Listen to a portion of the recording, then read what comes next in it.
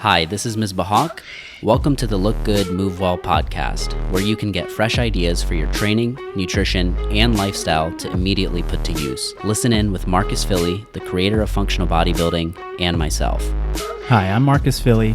We're broadcasting from Revival Strength in San Rafael, California. We'll be talking about avoiding burnout, keeping your passion alive for training, and fueling your body and mind so you can look good, move well now, and for years to come. Ever wish someone would hand you the magic macros for legit performance and a body to match? Before you dial in those digits, take a listen to find out what counting macros can and can't do for you, and how to get the most from your experience if you decide to step up your tracking. We are back, season 2. Here. Season 1 went really well. Got a lot of great feedback from clients who were listening and just picked up things from that some of those episodes. So yeah, what was like a story that stood out to you, feedback or something that like you heard? The intuitive eating. Oh yeah, that seemed to be one that I had several people kind of approach me about, and they're like, oh, I was doing like keto, and I was just kind of trying to box myself into like a rigid type of program, or like what's the next protocol I should try. Yeah. And then I heard that episode and I was like, you know what, maybe I should back off a bit and be more intuitive. Cool. So it's cool to see it made, some wheels turn for people and provoke some thought. Yeah, totally. What about you? Yeah, I've gotten different feedback from different episodes, but I was at the local coffee shop. I was at Phil's Coffee, and one of the baristas pointed to me and she said, "Oh, you're that podcast guy," which I officially think I made it in the podcast world. She didn't know me prior to that at all, and she had gotten referred to listen to the podcast by another employee there who's into fitness and knew about what we were doing with Revival Strength and functional bodybuilding. So, but it was just funny. I was standing in line with Megan, and she was like, "Oh, you're the podcast guy." I was like, yeah. That's how you know you made it. I've never been labeled that before, that's for sure. Yeah. Yeah. So, but it was so thanks to everybody that listened to season 1, and here we are, season 2, with the updated and upgraded feature of being able to broadcast onto YouTube with video. I know. This is exciting. Oh yeah. Where are we right now? Should we like tell everybody where we're at? Yeah. We're in, like, you mean your office? Yep. But also that we are in now our new location for our gym. So since the last season aired, we have moved into a larger facility with an office and a couple offices. And yeah, man, excited for what's next for us. Yeah, I mean, you won't hear any microwaves kind of going off in this one. No. Maybe a little music in the background, but we're pretty keyed in now. Yeah, we used to have like people break into full conversations like in the room with us while we were trying to record episodes. Walking in and out. You got to get that ice out of the freezer. I'm sorry you guys are filming right now, but of recording, we just got to get our shakes on. I know. It kept it real, right? Totally real. Well, I wanted to think about, like, okay, what are some common questions that you get, right? And what are some common questions that we found just along the lines of food and nutrition, since we've touched a little bit, in season 1. And I keep coming back to the topic of macronutrients. Yeah. Right? I feel like that's a question you probably still get asked a ton. Yeah, often. Yeah, there's a few topics this season that I want to dive into, and I think I was having a conversation with my wife the other night about one of the topics that I won't get into now, but really what I took away from it, because I started to have a really strong stance.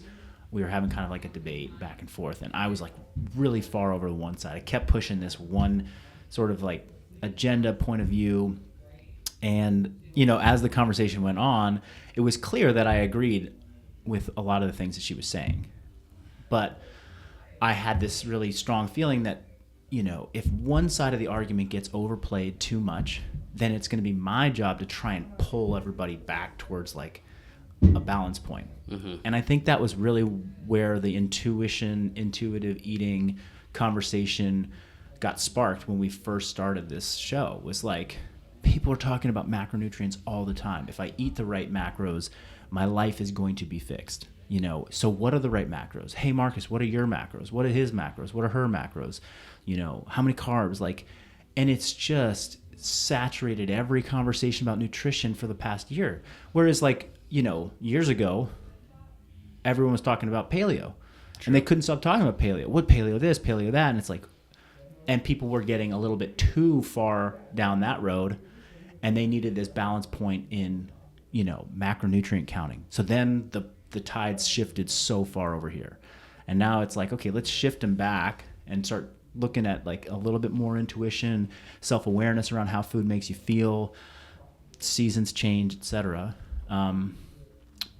So that's kind of why I was strong push for intuition, and but I think that it felt important to me to have this conversation and make macronutrient,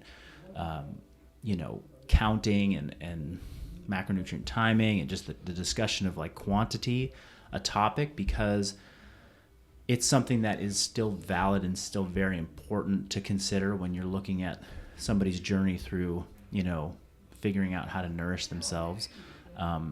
It's something that I've had a tremendous amount of experience with myself, not just clients, but also personally, counting everything I ate for years. And because of the experience I've had with it, I'm able to still have a lot of success knowing what certain values are of protein, carbs, and fat within foods. So this is let's give a little bit of validity to that argument too. And I don't want to make people think, since season 1 was all, we talked about intuition around eating, that we don't care that there's a certain amount of calories in a certain type of food. Yeah. I mean, it seems like the intuitive approach for you is going so well because you put in so much time into the other areas, right? Like counting and observing what's actually going in, what it all comes out to.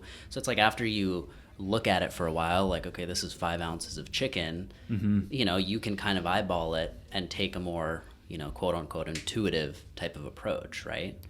Yeah, I would say that there are things that are just ingrained in my view and perception of food that go all the way back to my counting days, where it's I look at an egg or a piece of meat and I'm thinking to myself, okay, that's roughly this many grams of protein. Even though I'm not really concerned so much about how many exact grams are in that, I can see it on a plate or in my fridge because I had the experience of weighing and measuring and, creating nutrition plans for myself that I followed to the T without fail for months on end, in a very traditional bodybuilding nutrition approach, where it's you got to measure everything because you got to know your inputs and outputs, and that's the only way you're going to be able to really get definition, define, and adjust body composition in the way that you're maybe wanting to for your sport goals.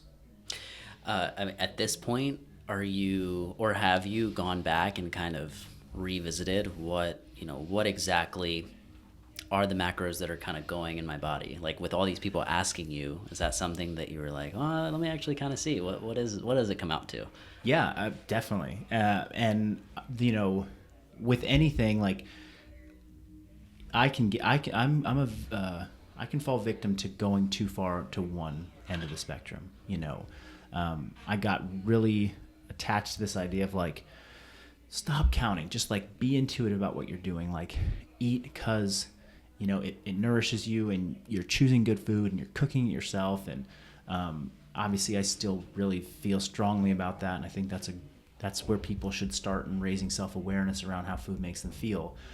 But during this past winter, we went through this seasonal change, and not much had changed in terms of my approach to eating, but there was I was feeling, small, marginal changes in my body composition that I was starting to not be pleased with. I was gosh, I don't feel, something doesn't feel right. Which I think we talked about last season, was that you have to be paying attention to this stuff. And when you feel that things are kind of going in the wrong direction or in a direction you weren't anticipating or wanting, then what are your tools to come back to making a change? Mm-hmm. Well, one of my tools, and one of the tools that I used, was let me actually take some responsibility and be accountable to what I'm actually putting in my body, and let me do a little, weighing, measuring, recording, food logging, journaling, and determine like, okay, well, what's my starting point? And then make adjustments to see if I can shift, my body composition, the way I'm feeling back. And, it's not just about body composition, but it's also like, how's my energy? If I increase this amount of protein, or I decrease this amount of carbs, or increase this amount of carbs, what's the net effect? And it was, 7 to 14 day experiments that I would do on myself to see, okay, what's getting me back to feeling the way I want to feel. And it started at like kind of a low point where I was like, I spent like probably 5 to 7 days like being pretty like uncomfortable in my own body. Like I think we did a couple movement demo videos like here at the gym where we were filming for FBB, and I was like, God, I was like looking at the videos, I'm like, I don't like the way I look. I was struggling with that, and it was like on my mind consistently, and I was like, something needs to change. And so what did I do? I fell back on tools that I'd used in the past, and it was, I don't want to say like the solution was in, I had to count my macros again, but it was a tool that I use, getting back to actually being accountable to what's going in by like measuring and weighing it and writing it down and having like a calculation. It was a great accountability piece for me. And then that combined with what I already have, we've already spoken about around the quality of the food that we're eating and staying connected to. I mean, that self-awareness allowed me to reach back into my toolbox around like, okay, let's do some journaling. Let's figure out what's happening. And then let's make measurable adjustments to that. I mean, I'm sure the magic question right now that everybody's thinking is, what are those macros? What's Marcus Philly? What's his breakdown kind of look like, right? But I guess maybe something that's a little more, I think a little more important is like, what did you kind of take away from that? Was there any discrepancies you found that you were like, oh, wow, my carbs are not as high as they should be, or, whatever the case is. And then did that kind of inform your adjustments from that point? A couple takeaways. I mean, first, the magic question, or the question that maybe people want to know is like, well, what are those values? I want to see that. And the good news is that probably by the time this airs or shortly thereafter, I took this as a time to really compile a really full detailed description of what that looked like for me. And I put it into an article that's going to be, available for people to get.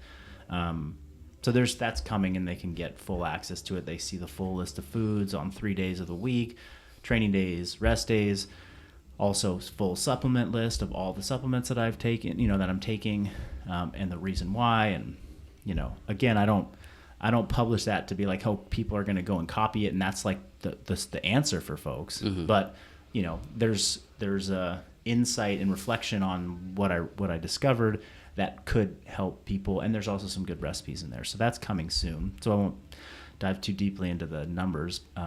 But I think what I did note was I didn't look at the values and think, okay, I had 150 grams of fat today. Oh, I need to lower that, right? It was more, the big takeaways for me are looking at that food log allows me to see where's the spread of my nutrients throughout the day. Where am I eating the most of my food, and match that up with what I understand about nutrient timing and see if there's any discrepancies there. So the first one was like, I had kind of shifted towards like more of my energy intake in the latter part of the day and less in the morning. And that my first feeding time was starting to get pushed more and more and more back, closer to like 9:30 in the morning. So I was missing my own rule of like, you start your day with like protein for breakfast, and that helps fuel your energy. It starts, let's say, like something simple, like it starts your metabolism going, and that you want to eat big in the early part of the day and then taper off towards the night so that you can have restful sleep and your digestion isn't like kind of keeping you up in the middle of the night, getting up in the middle of the night for the bathroom or whatever. So that was one takeaway. I was just seeing where the timing of my food had sort of shifted. And two, I started to see that, because I was making some of those timing mistakes, that, what were like the easy foods that I could snack on or have available to me in the end of the day that were like good. They were decent quality. It wasn't like I was reaching for like, bags of chips and stuff like that, but I was reaching for like fattier foods in the evening because I wasn't feeling satiated from my afternoon meals because I was kind of behind from earlier in the day. And that was where like I was, maybe overdoing it in a certain area of macronutrients. And I would say that there was one, and the other thing that jumped out at me was that I had started, just through supplementation and using like some powders and in addition to the food that I was eating, like my protein was pretty high. I think I was getting close to like 250 grams a day, which is just excessive for what my needs are right now in terms of training. And, I'm not training at a rate, at a level that requires that. I'm not trying to do a big hypertrophy plan in my training. So that was something I was like, okay, that's probably a little over the top, and I'll taper that back to something closer to my, a gram per pound of body weight, which is a general prescription for like training athletes. So those were some things that really stood out. Yeah. Yeah. I mean, I think about like there's two kind of scenarios that I'm thinking of. One is somebody who decides, okay, I want to take the leap and I want to start investing more time and energy into my nutrition. Mm-hmm. And the first thing that they might think of is, hey, what are my numbers? How many calories do I need to get in? How many protein, fat, carbs? Like, what does that breakdown look like? Yeah. And then there's two different opinions, right? One is like, well, depending on who that person is and where they're at, maybe that's not the first step, right? Yeah. It's like we focus on the other areas like variety, food quality, and all that good stuff before giving out like a macronutrient prescription. And then the other is, well, okay, what about if this person is genuinely at that point where it's like, well, actually, I don't, like, where do I even start? What am I currently getting in? Maybe that's, looked at through a food log. And then how do I start to even shift, the balance between what I'm getting in? It's like a genuine, question. Like, I need some guidance. And I think some people might respond well to that. It's like, hey, you give me these numbers and I'll follow them. Yeah. So what's your take on either one of those? It's like, I guess, when is the right time for somebody to start dialing in their macros? Well, I think, okay, so the first thing you said was like compiling the evidence, right? So this is like a case where we have to look at the evidence of what's in front of us, and then we're going to determine like, okay, the verdict says we're going to go this direction versus that direction. And so that food journaling that people do is so essential, right? And as a coach, like, I wouldn't put it to them to get all specific about what their macros were and how many calories. Have them log in a format that allows you to get that data. And then as a coach, you want to, actually dig in a little bit deeper to what that is. And now if there's listeners that aren't coaches and they're just looking at their food, like, use something like MyFitnessPal that allows them to see, this is how much I got in each of these areas: protein, fat, carbohydrates, and then total calories. And you average that over the course of 5 to 7 days. And you get a pretty good look at like, okay, this is what somebody does. So we got, their quantities on one side, and then you've got their quality and the types of foods on the other side. And then it's like, as a coach, it's like, or as a consumer of this information, you want to really try and take like a step back, detach from what's in front of you, and just think, okay, what's worse over here? Like, I'm grossly under eating the calories, right? I need to increase my food generally, or I'm grossly overeating. I need to, obviously clearly remove some calories. But then over here on the quality side, like, well, what foods are you eating? And there's never going to be like, well, we're not going to talk about quality. We're just going to talk about numbers. And we're never going to talk about numbers. We're going to talk about quality first. And, our belief here is that we're going to start with quality, and that people can make quality changes, and we need to ensure that they're making quality changes with self-awareness around how that quality is improving the way they feel. But if they're a person that responds well to structure, then providing structure through numbers or providing goals for them to hit in a day is fine, but not in the absence of doing a quality overhaul on what they've been eating. And, when does the quality conversation end? Like, when do you say, okay, we've got that nailed? Like, when the person's eating seasonally, organic, local, fresh, home-cooked stuff 90+% of the time, then you probably don't need to beat that into them anymore. So where do we, because I totally get that in the sense that I just did the food log, for my coach, and just sent that in actually yesterday. And what that made me kind of realize was this whole time I've been thinking that I'm getting in, like 6 ounces of chicken or 6 ounces of beef, like protein at each meal. And so that was just kind of my assumption based on like how it looks. Yeah. And then I have a scale, so I weighed it the other day, and it came out to like something like 4 ounces. And I was like, what? Like this whole time I've been eating like way less than I think. But it's like there is some stat out there that we all think that we eat way better than we actually do, right? Like that's just our natural kind of inclination. It's like, oh yeah, I'm good. So that was my assumption this whole time. Like, yeah, I'm eating, adequate protein in my meals. But here it was like visually seeing it, weighing it, I was under, so it gave me some room to kind of adjust and be like, okay, this is what it looks like when I put it on the scale. And it kind of just helped inform my decision. So now it's like, okay, what does a starting point potentially look like? And I'm sure there's different kind of schools of thought on how, based on your body type and based on your activity levels, goals, but where does somebody start with, starting to figure out, okay, if I want to play with this, what should I start to do after the food logging? Yeah, well, I mean, when they're food logging, it's there's different types of food logs that you can take. I've had people bring in Post-it notes with what they had, and it's like, I had tacos for lunch, I had, steak for dinner, and I had a bar for breakfast. I'm like, well, what kind of bar? They're like, I don't know. What kind of tacos? I don't know. How many did you have? I think 4, like you got to, the first exercise is getting detailed. And if somebody comes in, it's like, okay, what's my next step? Here's my food log. I'm like, you got to do another food log. This isn't actually good. Like, it's not good enough to raise self-awareness and to give you tools to work with.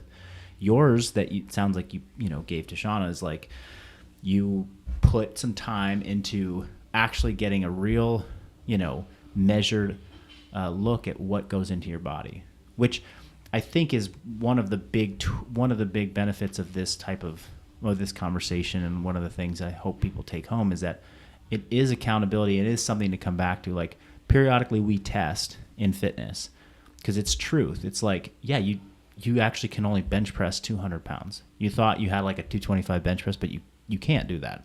So what does that mean about your training, right?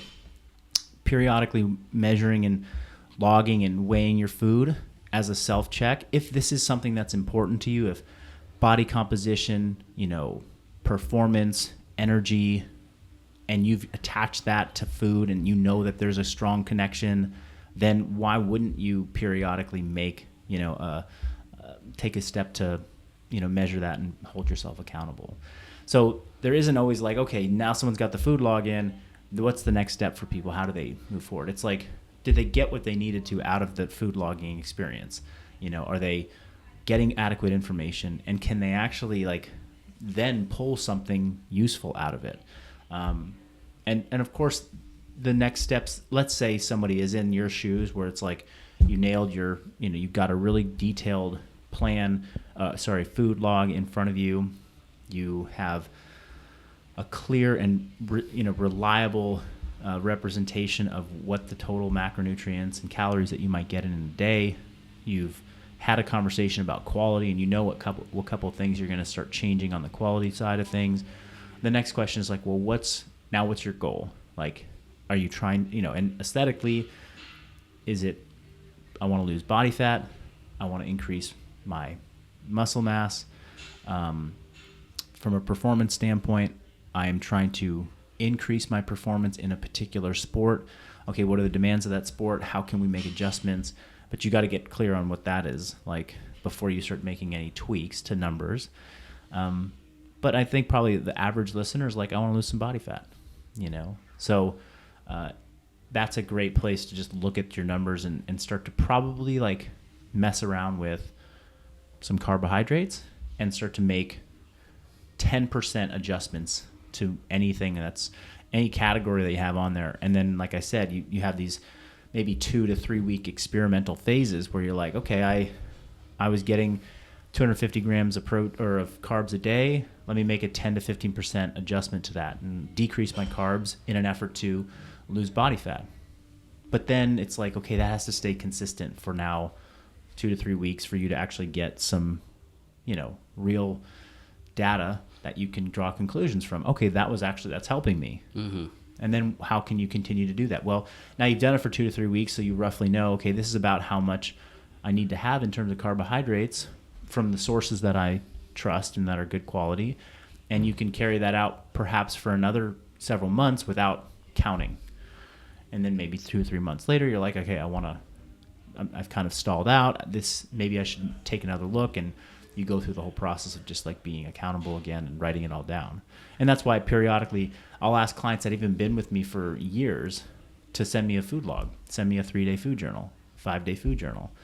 They learn something from it. I get some information. Then when they have questions about their performance or about their body composition, I can point to something within that plan.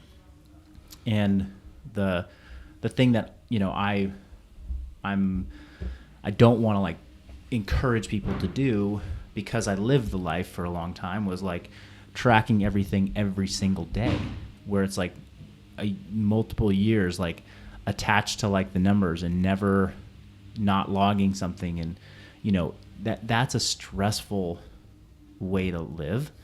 I know it. Some people might argue that, oh, it's easy, I do it all the time. It's like, check back with me in 5 years. You're not going to be doing it. Like, you won't. And you won't be happy doing it, unless you're like a career bodybuilder and that's what you're going to do for the next 15 years and that pays the bills. Then, yeah, you might need to do that. But it's too much for a lot of people. Mm-hmm. And yet doing it for 3 months at a time, really diligently, it'll teach you a ton about what things actually do for you and how they impact your body. So 2 questions that come out of that. One is, when, let's say you make this 10% adjustment to carbohydrates, right? That needs to be kind of made up in some other area, correct? Or can we decrease that, for this particular individual and just kind of experiment and see what happens in 2 or 3 weeks? You know what I mean? Like when people always say like, okay, well, we need to make adjustments after testing out how this goes for 7 to 10 days. Well, I guess the second question was, what are some of those things that you're looking for before you make those adjustments? So over here, one, when we make an adjustment to any one of the macronutrients, what does that do to the balance? Do we add somewhere else, or not? And then the second one was, what are some of the markers that we're looking for? In this case, maybe losing body fat. So, okay, is it that? Is it energy levels? Yeah. God, there's so much packed into those 2 questions. Assuming that somebody's like, right? Because remember, I said we have this piece of evidence in front of us. This is the log, okay? And then we've had a conversation with the person, the client. What do you want to achieve? And we'll just put things into very simplistic terms, but it's like, I want to lose body fat. Okay, we're going to take the approach of going, hypocaloric. We're going to like lower your caloric intake. Where are we going to cut that from? Are we going to cut that equally across the board? Well, like the school of thought would be like, no, let's keep our protein high because we don't want to cut protein. We want to keep the, fuel source that's going to keep our muscle tissue, if anything, the same and not losing skeletal muscle mass. And perhaps, because they're over fat and they have too much body fat to begin with, they don't process carbs well. So carbs is maybe a good, macronutrient to kind of attack and say, let's reduce that. So that's what I meant, is just like, we'll just reduce by 10%, 10 to 15% there. And that won't, and then we don't replace that necessarily with anything because we're maybe removing calories for that person in general. Right. So that's just a very simplistic approach for somebody who's looking to lose body fat. And then the other person, they're like, I want to lose body fat. And you look at their food log and their quality is junk. Like they're just eating poor quality. Mm-hmm. So, and poor quality is like they had, microwavable, pasta, fettuccine Alfredo for dinner, and they're doing like takeout chicken nuggets at lunch, and they're doing like a breakfast sandwich from Starbucks and a latte, frappuccino on the way to work.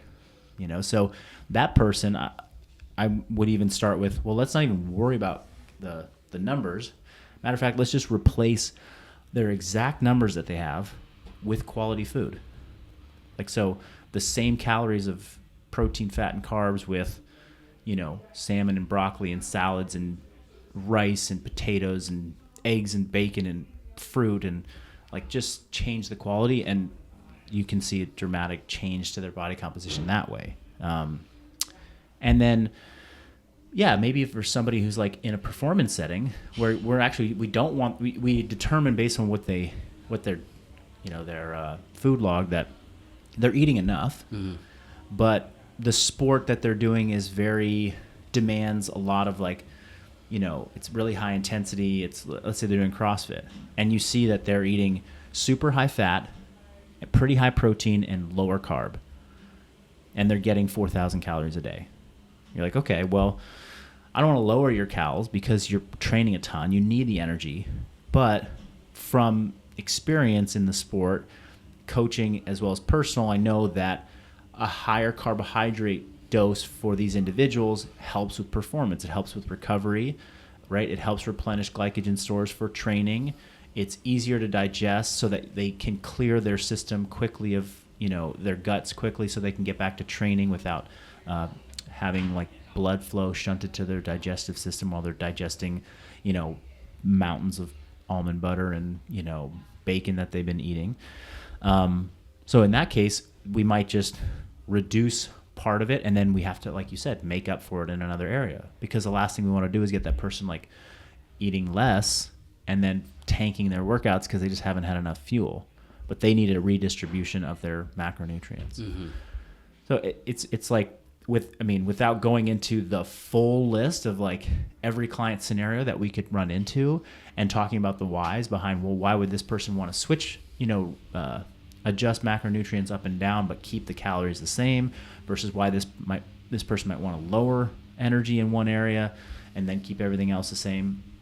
It comes down to having somebody who's like educated to look over it with you. Right. And, I would just be wary of somebody who's like, here are your numbers, that's all you need. You're going to be good for the rest of your life.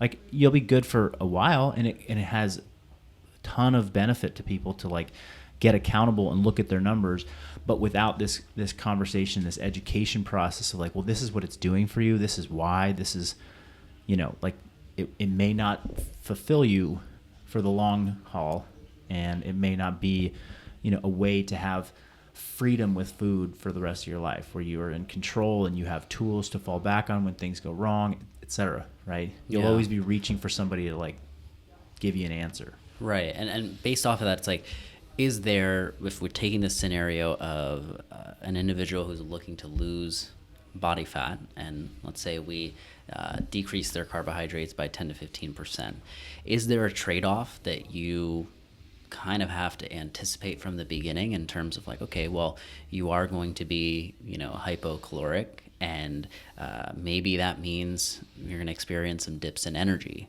but you're still going to get to probably lose weight at a healthy rate, right? Do some of those trade-offs happen when we're playing around with, macronutrient prescriptions at all?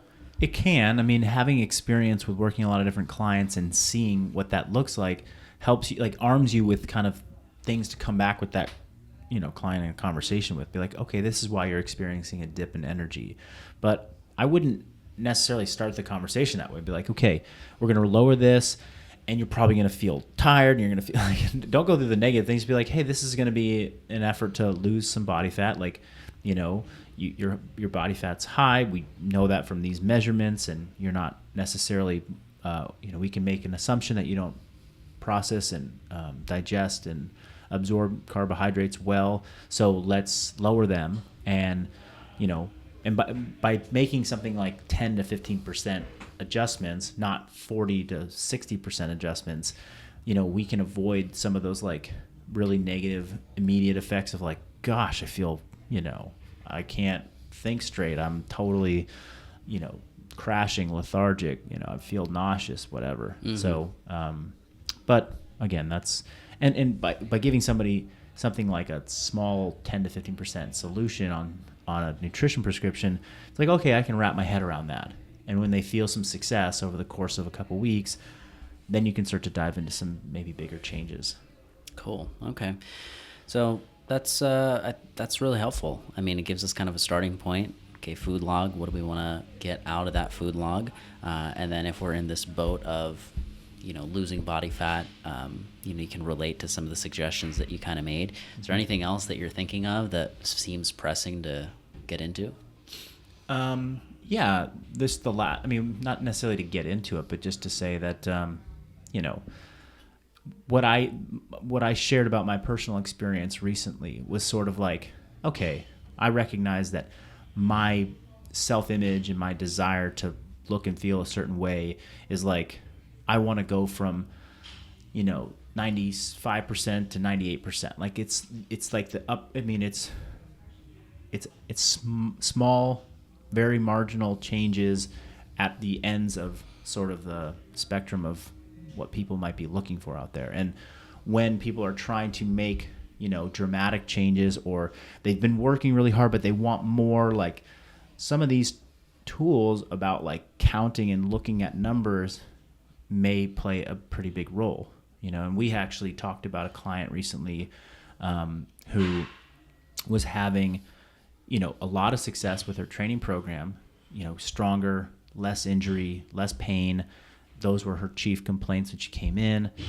And now with all that progress, it's, you know, now shifted to, well, I want to start seeing more body composition changes, which have been, you know, good, but not great, and not to the level that she wants. Mm-hmm. And so it's like, okay, well, we want to take that next step and move the needle even further, right? Because remember, she's feeling good, it's good energy, goes to the gym, loves her workouts, feels strong, doesn't have to like worry about back pain when she's picking up her kids. Like she's pretty much checked 90+% of the boxes, but now it's like, oh, I want this other, and she looks great. Mm-hmm. You know, she's fit looking, you know, has muscle tone. Like I would say the average female would say, okay, I could look like that. That'd be pretty awesome. Mm-hmm. Right? She wants to take it the next step. So it's like, okay, well, what does the next step look like? Well, it looks like taking a much more detailed approach, a much more accountability on what you're eating. You can't get away with the little things here and there. And what helps us be accountable? It's like, write it all down. It's all in front of you, you know? So,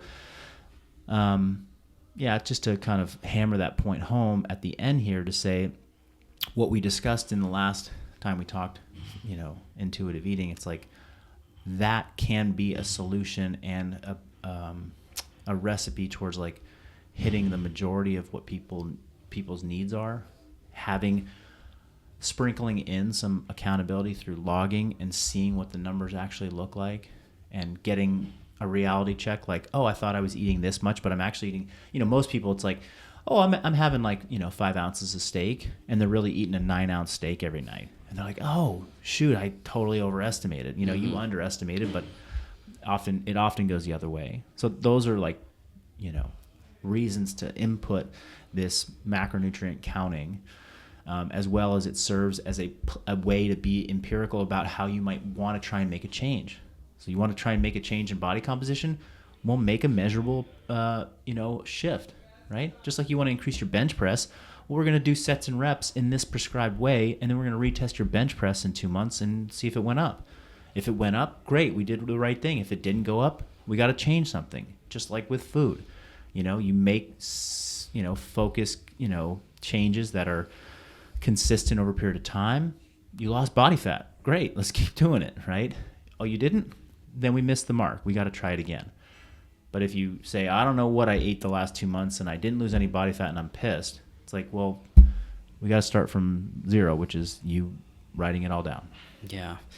I think that this episode is going to leave people with some more questions, right? It's going to, spark some I already thought of, one topic that we can maybe discuss in another episode is like nutrient timing, right? That could be kind of its own thing. So I guess I'd encourage people who do have questions. We have something set up to, for you to be able to submit these questions and us be able to play this on the show and answer them. And you can go to speakpipe.com/lookgoodmovewell. If you go there, you can record straight from your phone. Tell us your name, where you're from, and what your question is, and we'll do our best to kind of get back to you on there. Oh yeah, that's gonna be great. Yeah, that'll be fun. Yeah, please, people, go and give us some feedback on there and questions, because a lot of the topics that we're gonna dive into this season have already been kind of from feedback that we've gotten, and it definitely helps inform what you guys want to hear about. For sure. Well, thanks for listening, guys. Yeah, thanks for listening.